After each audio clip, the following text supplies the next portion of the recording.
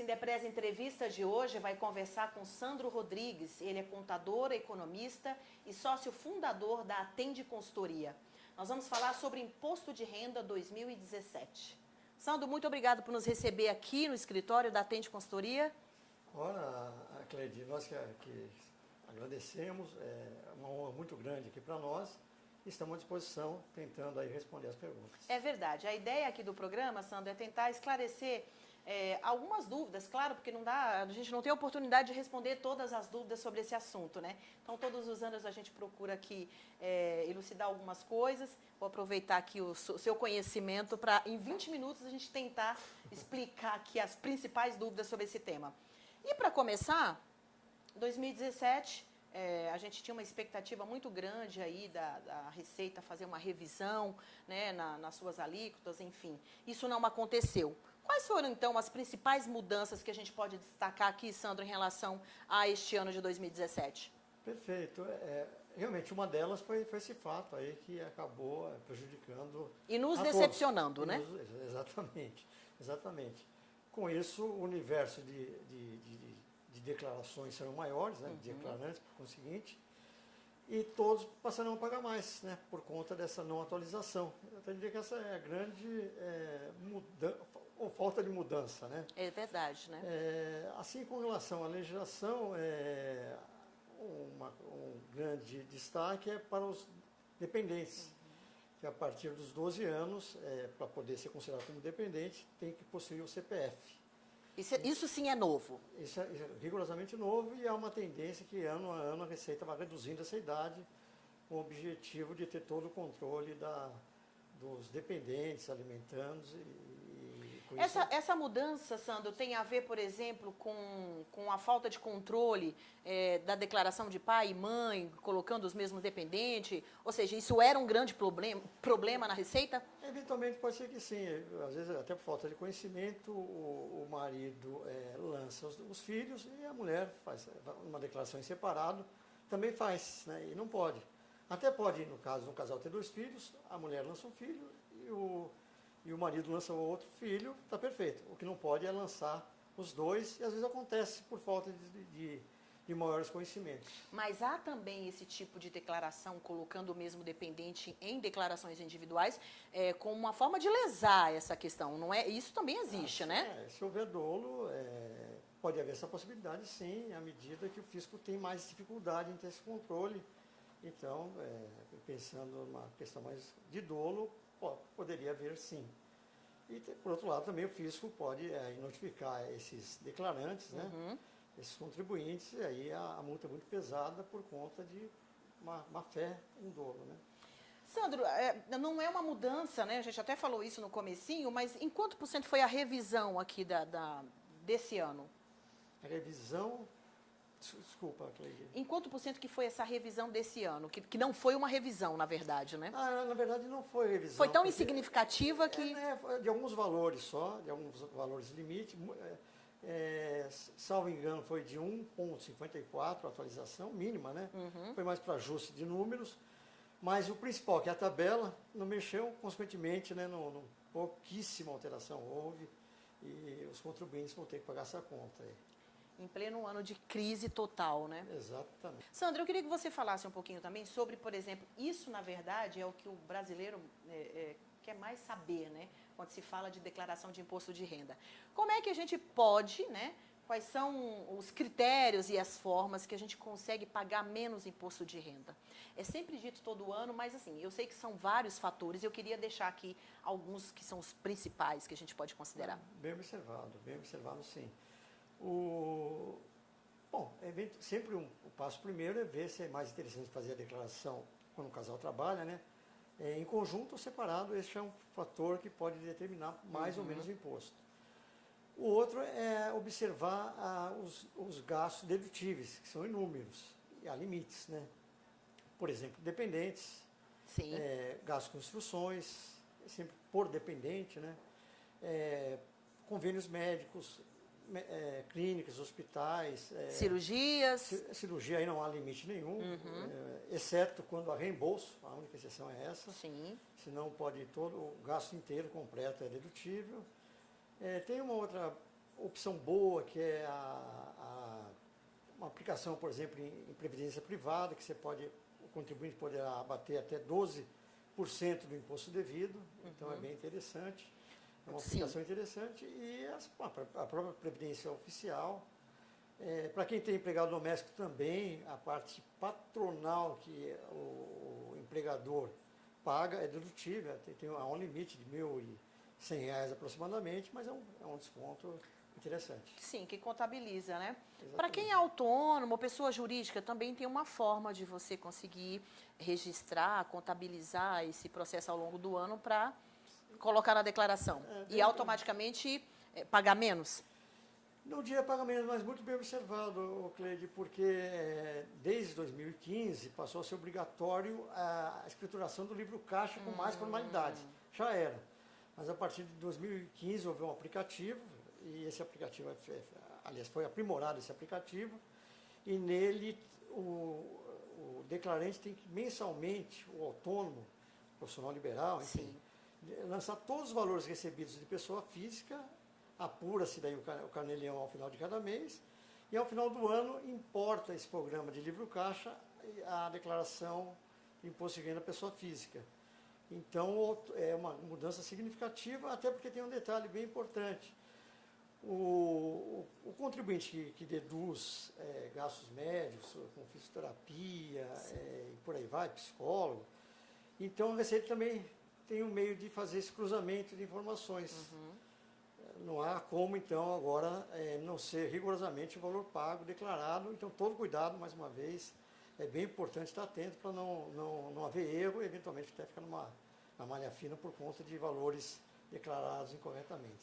E há um cruzamento de dados muito grande hoje, né? A Receita tem essa precaução, né? Sem dúvida nenhuma. E a tendência, a gente vem observando nesses últimos anos, o quanto que a Receita tem evoluído e quanto, assim, o verdadeiro arsenal de informações que ela recebe das mais diversas fontes, né?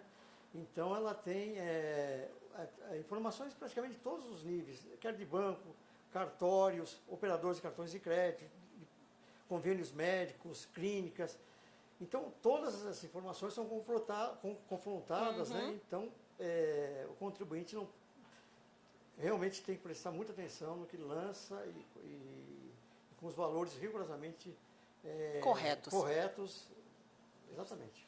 Ok, você no comecinho dessa resposta falou sobre o tipo de declaração entre o casal, né? Então, você tem que escolher. Existem dois tipos de declaração, simplificado e o completo. Como é que funciona para quem vai adotar o simplificado? Quem é que deve adotar o simplificado, por exemplo? Sim, perguntas sempre bem oportunas, né? O simplificado, pelo próprio nome diz, é uma declaração mais simples, né? E ela é mais assertiva para quem tem poucos gastos, ou ainda, quem tem gastos inferiores a 16.654, que é o limite que a declaração simplificada permite, independentemente de comprovação ou não, né? Então, é uma quantia meio fácil. Eu tendo mais gastos do que esses 16.654, eu faço a declaração completa. Entendi. É mais interessante. Menos a simplificada passa a ser a opção adequada aí. A completa, a gente já citou aqui, é essa dos quais as pessoas têm uma série de despesas para declarar e está acima desse valor, obviamente. Bem para ficar bem ratificado, sim.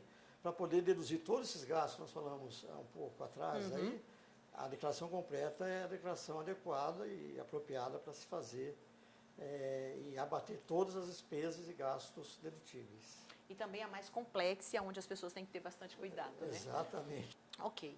A gente vai para o nosso intervalo e voltamos em 1 minuto. Com o conceito único de qualidade em atendimento, no que há de mais moderno no ramo de odontologia, o Centro de Referência Odontológica Sindepres deixará você de boca aberta. Nossa infraestrutura oferece atendimentos em todas as nossas 18 subsedes no estado, além dos consultórios em Santo Amaro, Salto, Bragança Paulista e Mogi das Cruzes. Para facilitar a vida do trabalhador, o Sindepres também possui os odontomóveis, veículos odontológicos totalmente equipados que atendem diretamente em seu local de trabalho. E para você que não é associado, não perca tempo e associe-se para desfrutar deste benefício. Mais informações pelos telefones 0800 55 26 23 ou 11 31 13 0500. Site www.sindepres.org.br. E-mail benefícios@sindepres.org.br. Centro de Referência Odontológica Sindepres, distribuindo sorrisos.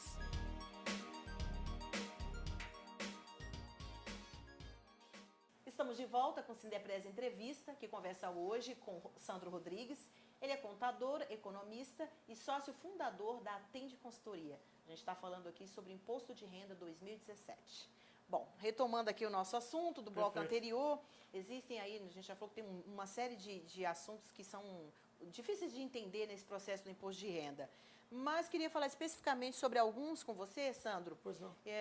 Por exemplo, pensão alimentícia. Né? Como é que deve ser feito a declaração desse item no imposto de renda?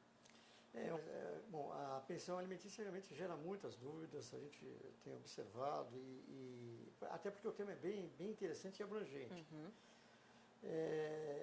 O primeiro ponto que dá de fazer referência é que tem que ter sempre uma decisão judicial, um acordo estabelecido entre as partes em cartório. Uhum. Porque há também o que a gente observa, que às vezes marido e mulher fazem o acordo verbalmente e na prática o fisco glosa porque não tem um amparo legal. Né? É verdade, funciona de forma bem informal. Bem informal e que casais falam, não se deu muito bem, vamos fazer assim então, e vai abater o fisco glosa e não tem absolutamente como se defender em relação a isso. Então, a primeira questão é o acordo judicial, né, e a decisão no cartório estabelecendo as regras com relação a ela. Né. Não há valor, limite de valor para ser definido, desde que estabelecido entre as partes. E as pessoas que recebem a pensão alimentícia são consideradas alimentandos, né, para efeito do imposto de renda. Então, se lança o valor que é dado a cada alimentando, e também não há necessidade de ser marido, mulher, filho. Tanto faz. Pode ser um tio, pode ser um irmão, pode ser desde que estabelecido em lei, como mencionado, né? Aí lança-se no campo próprio, que é logo abaixo de dependentes, tem os alimentandos, lança lá o CPF do alimentando e os valores. E também não tem limite de número de alimentandos, por exemplo, também né? não tem um limite e poderá também nessa pensão alimentícia haver um acordo entre as partes de haver o pagamento de despesa médica e com instrução. Nesse caso também, uma vez estabelecido em lei, fica perfeitamente dedutível e aí a declaração está consistente e tranquila. Né? Perfeito. Bem segura. Sandro, tem outro item também que é bem confuso, né? Que é a questão da compra de imóvel. E aí eu queria que você explicasse aqui para a gente um pouquinho, uma vez que a gente não consegue se aprofundar muito, né? Mas, por exemplo, na compra de um imóvel à vista, qual que é o critério de declaração? E na compra de um imóvel financiado, eu imagino que seja diferente. Sem dúvida, são situações diferentes, né? À vista é bem simples. O valor do imóvel vai ser o valor da escritura. Aí faz-se o lançamento no item, no campo bens e direitos, descrevendo o imóvel e o valor que foi pago por ele. Perfeito. E lança-se daí no campo apropriado e daí segue a vida toda com esse valor, porque não tem atualização, exceto se houver uma benfeitoria. E nesse caso tem que ter todos os comprovantes, daí se coloca no item próprio. Você vai lá e acrescenta isso nas próximas. Exatamente. No item benfeitorias que passa o custo do imóvel para uma futura alienação. Né? Com relação a uma aquisição a prazo, ele vai aumentando ano a ano. Hipoteticamente, no ano de 2016, até 31/12/2016, eu paguei R$100 mil, e durante o ano de 2017 eu paguei mais 50 mil. Então, no ano de 2017, vai 31/12/16, 100 mil, 31/12/17, 150 mil. Ele vai acrescendo as parcelas pagas, mesmo que haja adiantamento, e nesse caso também Sempre o valor pago. O segredo é... É o que está pago, quitado dentro daquele ano. Exatamente. O valor pago é o valor que tem que ser lançado. Ok. Um outro item também bem complexo, né, de entender na hora de fazer e declarar é a questão de doações. E eu queria que você falasse um pouco de como é que é o procedimento para esse item. Perfeito. Doações, cada estado tem a sua legislação específica, né?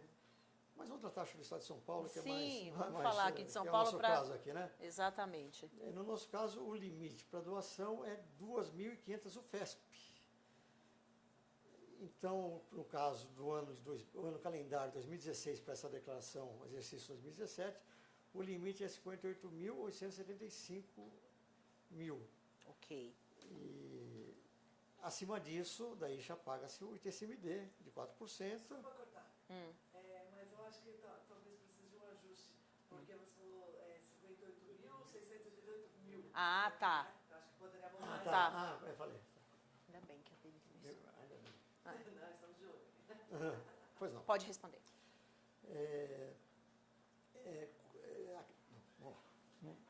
O ITCMD é uma legislação estadual, né? Cada estado tem a sua legislação própria. Mas vamos falar do estado de São Paulo, Sim. né? Acho que é o caso aqui, né? Ao menos nesse momento. Então, o limite é sempre estabelecido de acordo com o FESP, que é uma unidade do estado de São Paulo, que anualmente tem a atualização. Ok. E nesse particular, o limite é sempre 2.500 UFESP, que dá R$ 58.875 para o ano calendário 2016. Ok. Então, até esse limite, até esse valor, o donatário não tem que pagar imposto nenhum, que seria o ITCMD, no caso, né? Acima dele, sim, daí tem que haver o pagamento. Outro dado importante é que tanto o doador como o donatário tem que fazer os lançamentos nas suas respectivas declarações de imposto de renda. Aí a checagem, o confronto, né, e tanto de acordo. Aquela informação que a gente já falou, tem que bater, tem né? que bater, exatamente. Qualquer informação desencontrada pode ser motivo de ficar na malha fina, né? E ninguém quer isso, né? Porque ficou na malha fina, é uma dor de cabeça, Dor né? de cabeça é um desgaste muito grande. Dentro dessas questões, até porque existem várias, mas a gente não vai ter a oportunidade de explicar todas, eu queria falar um pouquinho sobre a questão de ganho de capital. Como é que é o processo para declarar? O ganho de capital tem qualquer questão de venda de bens móveis ou imóveis, ele está sujeito ao ganho de capital. Mas o mais comum é venda o ganho de capital em imóveis, né, que a gente percebe também que as dúvidas são muito recorrentes. E nesse caso, há algumas peculiaridades. E vamos a elas, então. Ok.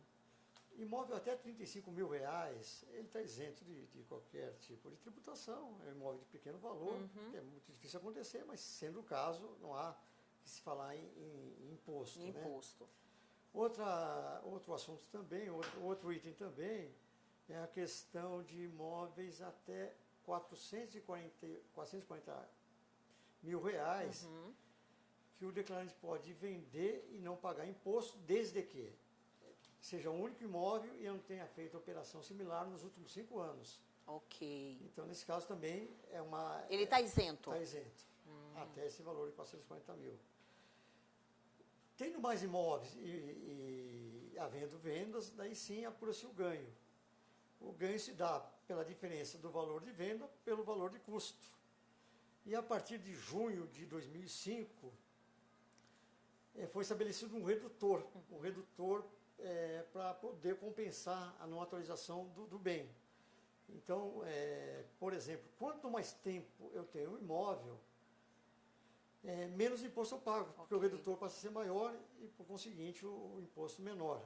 Entendi. E ainda também é interessante Isso é uma abordar, forma de incentivar as pessoas, porque né? é até uma justiça fiscal, né? Porque antigamente o valor ficava no tempo, né? Sem atualização, e todos os fatos inerentes a ele, IPTU, valor de referência, tudo aumenta e ele não, ele fica lá parado num tempo, né? E com o valor histórico dele, né? Então, dessa forma, à medida que houve esse fato, ele trouxe, de certa forma, um mecanismo de trazer mais justiça para o vendedor e, com isso, reduzir a alíquota do ganho de capital. Perfeito, Sandro. Agora eu vou perguntar aqui para você. É bem simples a pergunta, mas é sempre bom a gente falar aqui. Quais são, na verdade, assim, qual é a multa? Eu não sei se essa é a palavra mais adequada. Quando você cai numa malha fina, por exemplo, o que acontece? Então, Quais são as consequências, vamos dizer assim? É bem interessante também, porque são fatos muito... Porque esse é o maior medo das pessoas, né? E tanto na multa simples como na malha fina, que poderá gerar uma multa, né? Sempre é desgaste, mas é um desencaixe que você faz, que eventualmente você não precisaria ter, né? Então, o desgaste pode ser maior. Né? Você tem uma forma de entrar com recursos, por exemplo, quando você cai numa malha fina? Tem. Ou cada caso é um caso? Cada caso é um caso. Eu até diria que no começo... Bom, então respondendo a primeira pergunta.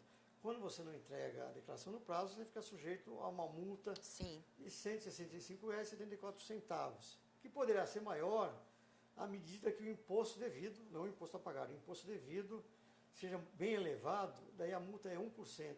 Essa é a regra, sempre. 1% ao mês de atraso, vai acarretando sobre o imposto devido, até o limite de 20% do imposto devido. Então, imaginando que a pessoa tem 100 mil de imposto devido, pode ter uma multa aí de 20 mil reais, o que é bem desagradável. É verdade. Quando é uma declaração muito simples, não entregou e tal, a multa passa a ser a menor possível, que é 175,74 centavos, né? Essa é um pouquinho mais suave, mas também não é... Não deixa de ser uma multa, né? Um né? desencaixe, né? Por outro lado, ela não fica em ordem com a Receita Federal. Agora, já com relação à malha fina, você tem tempo lá, primeiro, de se explicar naturalmente, se é notificado, ou você mesmo vai pessoalmente lá, no momento que abre-se a possibilidade para se apresentar ao auditor da Receita Federal. Hoje há um mecanismo do ECAC, que é um sistema que você você pode visualizar as pendências que há na sua declaração, e sabendo disso, eventualmente, gastos com despesas médicas, você tem que comprovar, então você já leva todas as suas despesas médicas que você lançou na sua declaração, apresenta ao auditor e ele vê, constata, já libera a sua declaração. Por outro lado, se algo não está consistente, daí que sim, cabe ao auditor, né, com dever de ofício, fazer a autuação. Nesse caso, sempre a multa é maior, de 37,5%, é uma redução. E no caso de dolo, a multa ainda é 75%, né? Então, sempre prestar boas informações ao fisco, embora com essa nova atualização que criou um desajuste, né, um desequilíbrio com relação aos contribuintes, mas não justifica não tomar todos os cuidados para evitar que tenha outro desaboro. E aí ter novos prejuízos no futuro, né? E dor de cabeça. Dor de cabeça. Exatamente. Dor de cabeça. Sandro, a gente está encerrando, já acabou o nosso tempo. Eu quero te agradecer aí por nos receber, por explicar aqui, na medida do possível, algumas dúvidas sobre esse assunto. Te agradecer grandemente aqui mais uma vez. Ora, Cleide, nós que agradecemos, o escritório aqui está de portas abertas, sempre à disposição, e esperamos ter esclarecido aí esses pontos fundamentais e bem importantes que você elencou aqui. Muito bom. Okay? Lembrando que a entrega da declaração desse ano é até dia 28 de abril. Exatamente, isso, virtude do domingo ser dia 30, então antecipa-se o prazo. O prazo. Então, quer dizer, o prazo desse ano é um pouquinho mais curto. Exatamente. Tá ótimo. A todos que nos assistiram, um grande abraço e até o próximo programa.